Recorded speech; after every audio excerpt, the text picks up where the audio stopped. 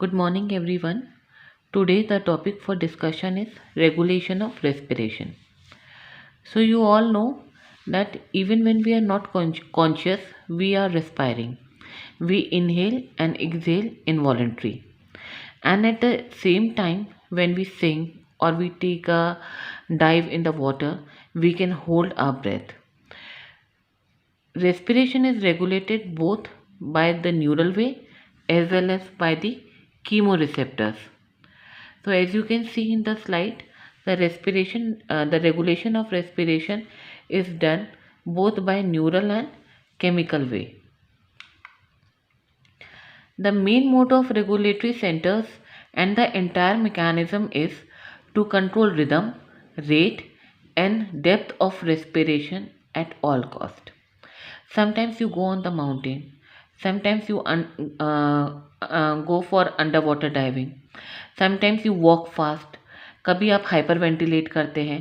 तो regulatory centres का जो मेन मोटो होता है वो ये होता है कि रेस्पिरेटरी रेट आपका 14 to 16 के बीच में मेंटेन रहे, एक रेगुलर रिदम मेंटेन रहे and the respiration is neither too shallow not too deep and the PO2 and the PCO2 and the blood pH, they all are maintained in the range.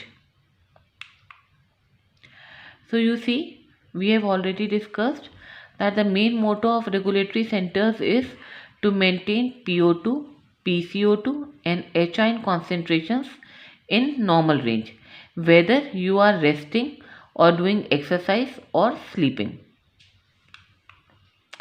Now neural regulation has two components, the involuntary control or the automatic control, which is done by the medulla and pons, and the voluntary control via the cortex, which is done by the corticospinal tract. तो involuntary control क्या हुआ कि जब हम voluntary breathe नहीं कर रहे हैं, जब हम सो रहे हैं, पढ़ाई कर रहे हैं, लेक्चर अटेंड कर रहे हैं, हम बिना किसी एफर्ट के ब्रीथ कर रहे हैं. और वॉलेंट्री कंट्रोल क्या हुआ कि जब हम ब्रेथ होल्डिंग कर रहे हैं, सिंगिंग कर रहे हैं, तो we are holding the breath for some time. So these are the two components. So as this slide says that respiration has both voluntary and involuntary control. Involuntary control allows human to breathe without conscious effects during sleep or at any time. And the voluntary control, it allows respiration during eating, singing, swimming or breath holding. Now the chemical regulation is done by chemoreceptors. What are chemoreceptors? Chemoreceptors वो receptors हैं जो chemical changes को respond करें. जैसे blood में PO2 का level कम हुआ तो हमने उसे हाइपोक्सिया कहा. जब PCO2 के लेवल्स बढ़े तो हमने उसे हाइपरकैप्निया कहा. और अगर एचाइंस के लेवल बढ़े यानी कि pH लो हुई तो इन सब चीज़ों को जो रिस्पॉन्ड करते हैं उनको हम chemoreceptors कहते हैं. And these chemoreceptors are of two type, central and peripheral chemoreceptors. Central chemoreceptors जो ब्रेन में सिचुएटेड हैं और पेरिफेरल chemoreceptors जो ब्रेन के आउटसाइड लोकेटेड हैं. दोनों ही ये जो सेंट्रल और पेरिफेरल chemoreceptors हैं, इनका बॉस कौन है? इनका बॉस है जो न्यूरल रेगुलेटरी सेंटर्स हैं, जिसके बारे में हम आगे पढ़ेंगे अभी. Dorsal respiratory group of neurons, that is the headquarter for all the centres.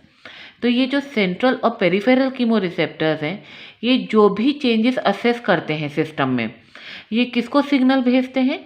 ये dorsal respiratory group of neurons या जो मेडुला में सेंटर्स हैं उनको भेजते हैं. और मेडुला डिसाइड करता है कि क्या रेस्पिरेटरी रेट रहना है, क्या रेस्पिरेटरी रिदम रहनी है, क्या डेप्थ रहनी है, और जैसी बॉडी की रिक्वायरमेंट होती है वैसे ही चेंजेस ले आता है. Now the neural respiratory control centers are located in medulla and pons of the brainstem. And of course, when we are talking about the neural regulatory centers, these are made up of neurons, the group of neurons. Now you see, this is the neural circuit which works. ये हुए आपके sensors. Sensors आपके जगह जगह हैं, lung के parenchyma में है, चेस्ट वॉल में है, ट्रेकियोब्रोंकियल ट्री में है।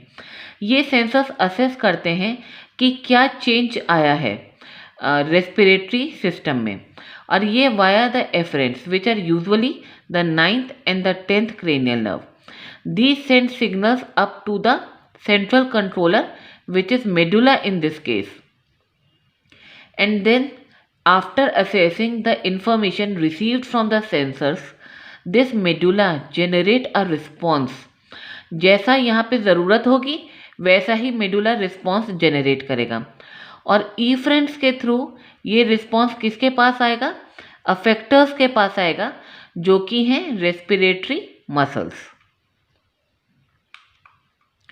So sensors can be chemoreceptors, the central or the peripheral chemoreceptors, or the other receptors present in the tracheobronchial tree which respond to the changes of PO2, PCO2, pH or any stretch, and then they send signals via the efferents which are 9th and 10th cranial nerve. Now central controller analyze inputs and adjust output as per the need. Then effectors are the respiratory muscles. अगर respond एक ये response generate हुआ है कि hyper ventilate करना है, तो these respiratory muscles will increase the movement of the rib cage, the lungs will inflate and deflate at a faster rate. तो जैसा कमांड मेडुला जनरेट करेगा वैसा ही ये फैक्टर्स करेंगे। Now medullary respiratory centers are divided into dorsal respiratory group of neurons, जिन्हें हम short में DRG कहते हैं, और दूसरा हुआ ventral respiratory group of neurons. Normally जब हम अभी बैठे हैं, लेक्चर में हैं, अपना पढ़ाई कर रहे हैं, वॉक कर रहे हैं, these are the neurons, the DRG are the neurons which are responsible for breathing. But whenever there are the stimulus for hyperventilation, as in exercise, the ventral respiratory group of neurons come into the action. So dorsal respiratory group of neurons, these are the neurons in and around nucleus tractus solitarius. If you remember the lab class जिसमें हमने बैरो receptors पढ़े थे, और हमने देखा था कि बैरो receptors के सिग्नल्स कहाँ जा रहे थे, 9th और 10th क्रेनियल नर्व कहाँ से लेके जा रही थी बैरो रिसेप्टर से? Nucleus tractus solitarius. वो कहाँ था? मेडुला में। तो यही न्यूक्लियस ट्रैक्टस सॉलिटेरियस है जिसके आसपास ये DRG न्यूरॉन लोकेटेड होता है। These DRG neurons are actually the neighbors of nucleus tractus solitarius. These are called the inspiratory neurons because they discharge only during the inspiration. Now DRG is made up of three kind of neurons. The central inspiratory activity neurons, the second is integrator neuron, and third is the inspiratory off switch neuron.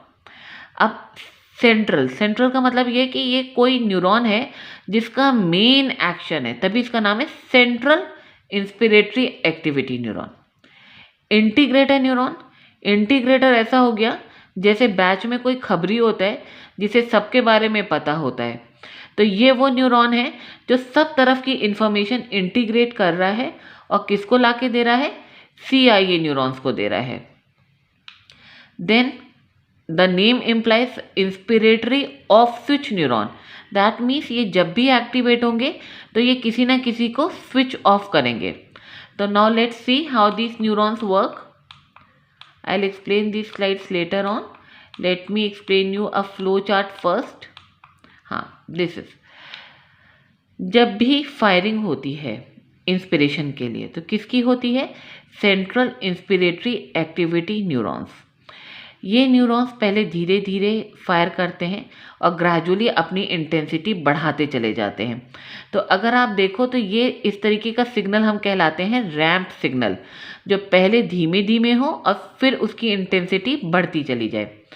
तो CIA neurons start bursting and then after a critical level they excite the integrator neurons. Integrator neuron जब excite होते हैं तो ये किसको excite करते हैं? Inspiratory switch off neurons को। और इंस्पिरेटरी स्विच ऑफ न्यूरॉन्स जैसे ही एक्साइट हो जाते हैं ये स्विच ऑफ किसको कर देते हैं? CIA न्यूरॉन्स को।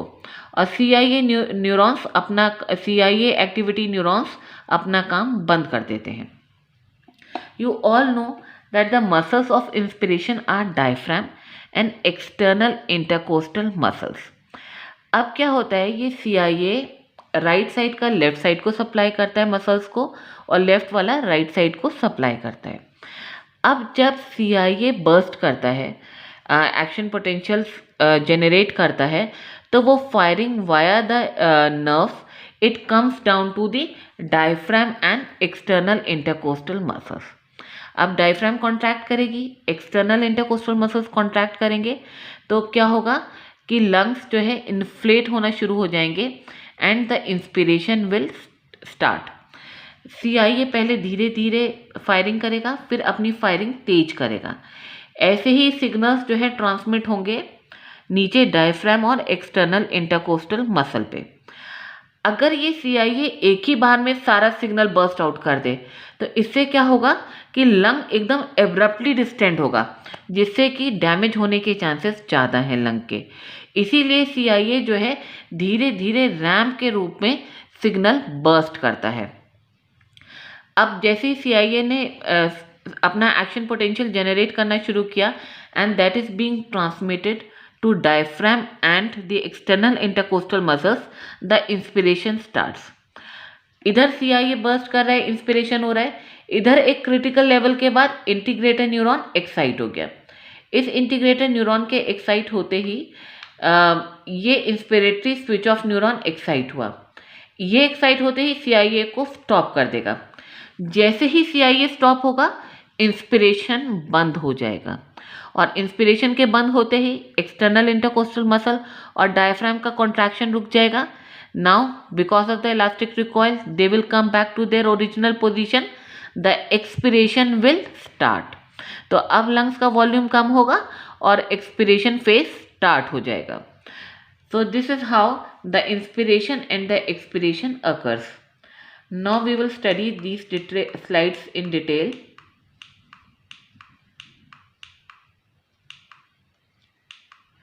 So we have already discussed that DRG is made up of central inspiratory activity neurons, the integrator neurons and the inspiratory off switch neuron। और ventral respiratory group of neurons ये बनते हैं तीन तरीके के nucleus से, rostral nucleus retrofacialis, caudal nucleus retroambiguus and nucleus para ambiguus. Now CIA neurons जो होते हैं they generate the basic rhythm of respiration. They have the central role in inspiration. इन्हें हम R alpha neurons भी कहते हैं। And as we have discussed कि ये जो न्यूरॉन्स होते हैं ये कॉन्ट्रालेटरल साइड जाते हैं, राइट वाला लेफ्ट की तरफ और लेफ्ट वाला राइट की तरफ। And there they synapse with the spinal motor neurons of the inspiratory muscles. Now the neurons controlling the inspiration converge on C3, C5 for diaphragm and on thoracic motor neurons for external intercostal muscles. This CIA is also known as the central pattern generator, क्योंकि यही है जो rate rhythm decide कर रहा है, The functions of CIA is that it generates the inspiratory ramp as well as depolarizes the integrator neurons. Now these CIAs are present in pre-Boehringer complex, and pre-Boehringer complexes are a group of pacemaker cells which are present bilaterally between the nucleus ambiguous and the lateral reticular nucleus. Now how CIA generate inspiratory ramp? CIA जो है they emit repetitive burst of inspiratory action potential. Why they cause discharge? It is not known, but this is for sure that these signals are passed in a ramp manner that is weak at the beginning and gradually become stronger. CIA passes these action potential to inspiratory muscles ramp, and this ramp keeps on increasing and then abruptly ceases for next 3 seconds. We have already discussed this कि ramp signal का generate होने का फ़ायदा क्या है कि there is a steady increase in lung volume rather than abrupt distension of the lung parenchyma which might cause damage to the lung parenchyma.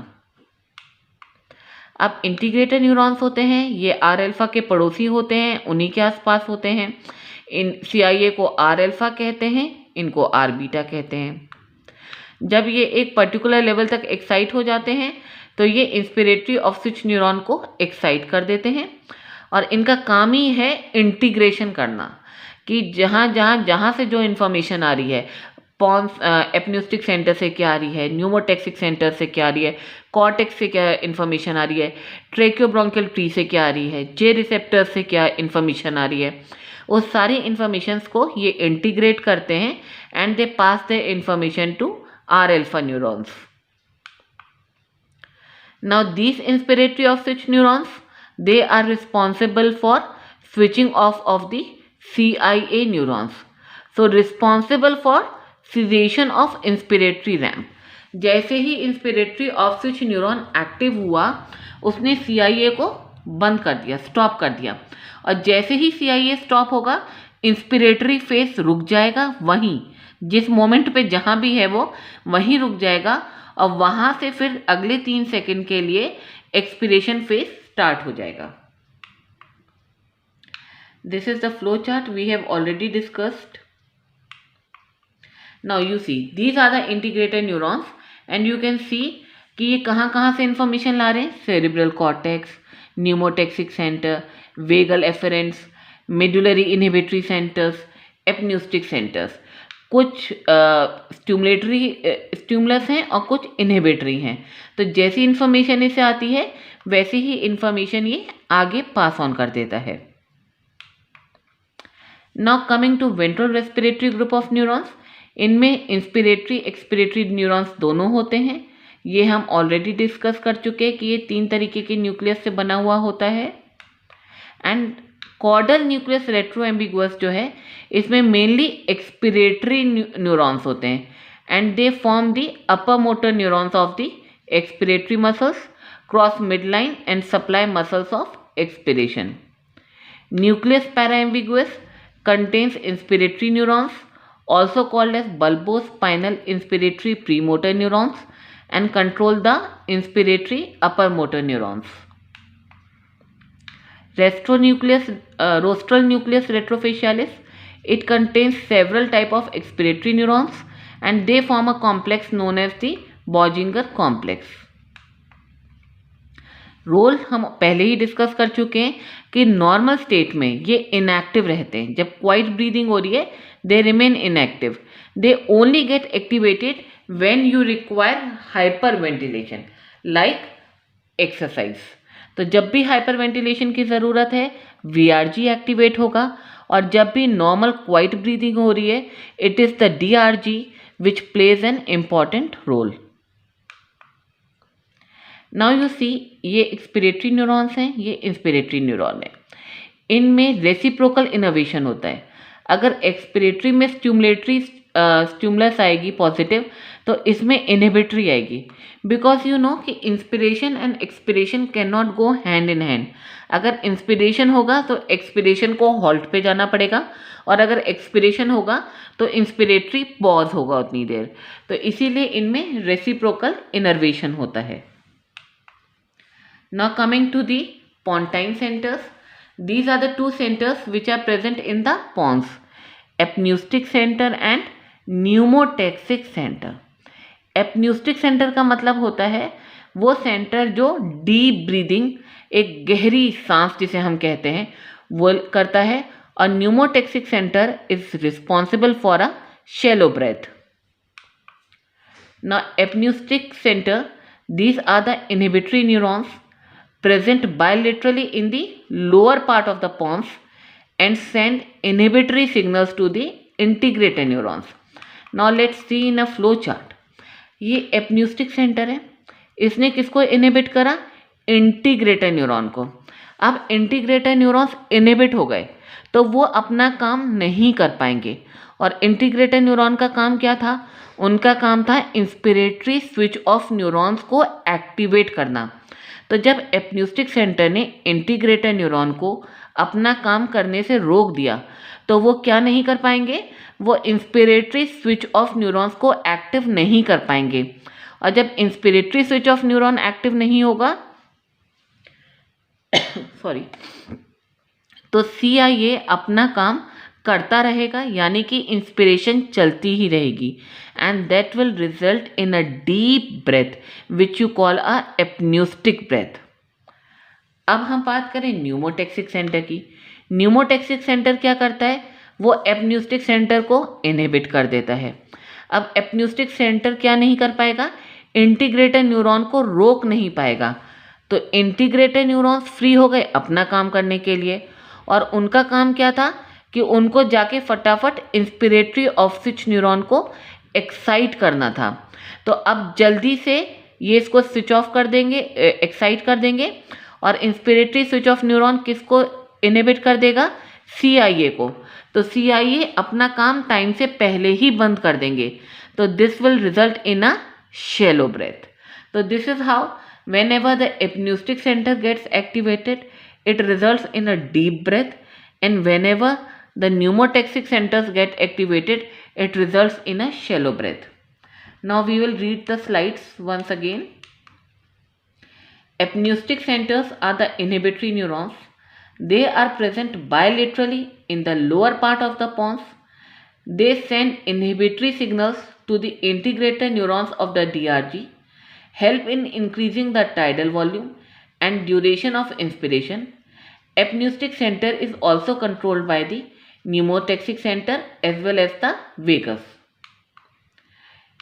Apneustic center prevents switching off of the inspiratory ramp signal, and the result is a deep prolonged breath which you call as apneusis. The pneumotaxic center is present bilaterally in upper pons in the nucleus parabrachialis. The pneumotaxic center inhibits apneustic center. So when pneumotaxic center is stimulated, the inspiration is short and shallow. We have already discussed this flow chart. I hope this is clear to you. Now we have talked about everything. Now we need to talk about the efferents, which I will discuss in the second part of this lecture. I'll show you what we are talking about. If you remember the neural circuit, which was the initial second or third slide. Here. Now we will be talking about this part. We have talked about the central controller medulla and pons, which are generating a response, and they are producing the response in response to these sensors or the efferents, which signals are being sent to the medulla and pons. So in the part 2 of this lecture, we will be discussing about these efferents. Thank you.